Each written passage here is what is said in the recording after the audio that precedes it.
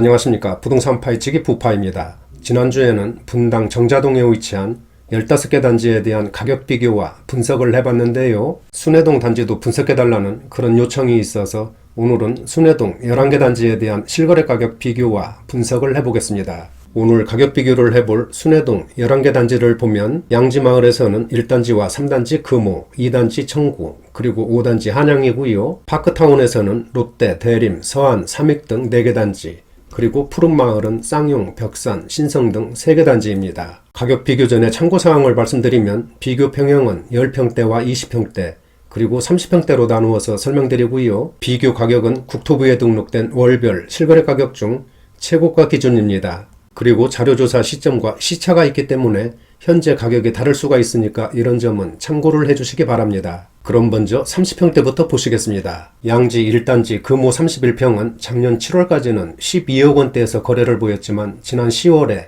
13억 원대로 급등을 했고 한 달 뒤 11월에는 14억 5천만 원 거래로 신고가를 갈아치우는 강한 상승세를 보였습니다. 또한 현재 호가도 16억 원 내외로 아주 높게 형성되어 있고요. 전세가는 11억 원 수준에 올라와 있습니다. 그리고 작년 한 해 동안 2억 7천만 원이 오르는 폭등세를 나타냈습니다. 양지 한양 32평은 작년 7월에 13억 원대로 상승을 했고 얼마 전 11월에는 14억 7천만 원 거래로 최고가를 한 단계 높였습니다. 현재 전세가는 10억 원 정도에 나와 있고 매물은 잠겨있는 상태로 보입니다.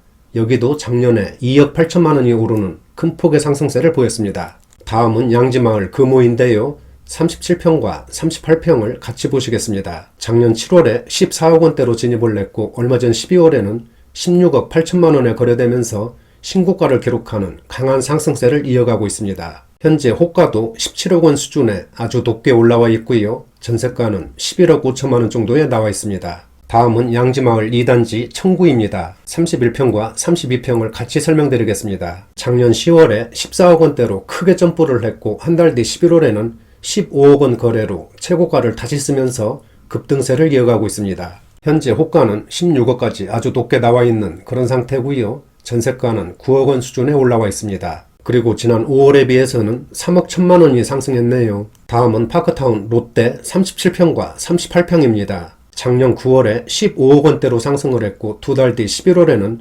16억 4천만 원 거래로 기존의 신고가를 갈아치우는 강한 상승세를 나타냈습니다.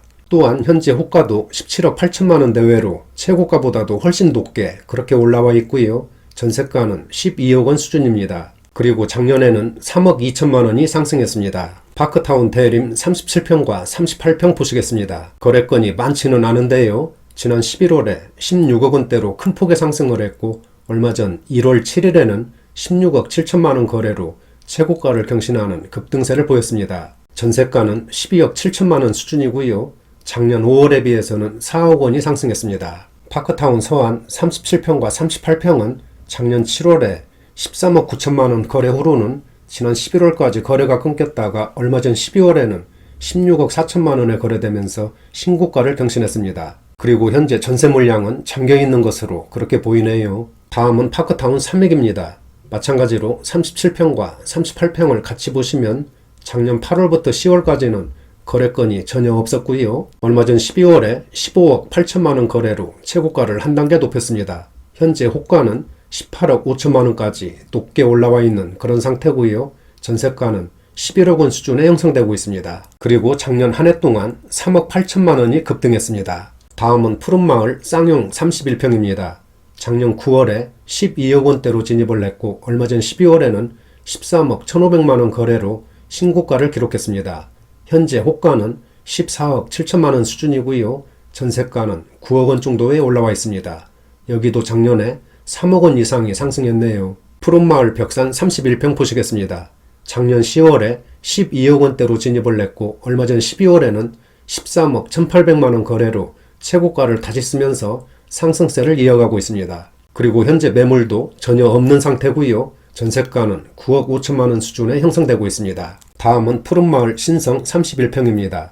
지난 11월에 12억 9천만 원 거래로 신고가를 경신했고요. 현재 호가는 14억 3천만 원 수준이지만 물량은 한 개 정도 나와 있는 것으로 그렇게 보이네요. 전세가는 9억 원 정도이고요. 그리고 작년 한 해 동안 약 3억 원이 상승했습니다. 지금까지 분당 순회동 11개 단지에 대한 30평대 실거래 가격을 알아봤는데요. 모든 단지들이 작년에 급등세를 보였고 지난 11월부터는 거래가 됐다 하면 신고가를 갈아치우는 강한 상승세를 보이고 있습니다. 앞으로의 가격 전망은 작은 평수까지 알아본 다음에 설명드리겠습니다. 다음은 10평대와 20평대 실거래 가격 알아보겠습니다. 먼저 양지 한양 14평 보시면 지난 12월에 6억 5천만원 거래로 최고가를 기록했고요. 17평과 18평도 마찬가지로 12월에 8억 4천만원 거래로 신고가를 경신했습니다. 그리고 금년에는 아직 올라와 있는 거래건은 전혀 없고요. 전세가를 보면 14평은 3억 5천만원, 17평과 18평은 5억 원 대외로 형성되고 있습니다. 작년 한 해 동안 가격 등락을 보면 14평은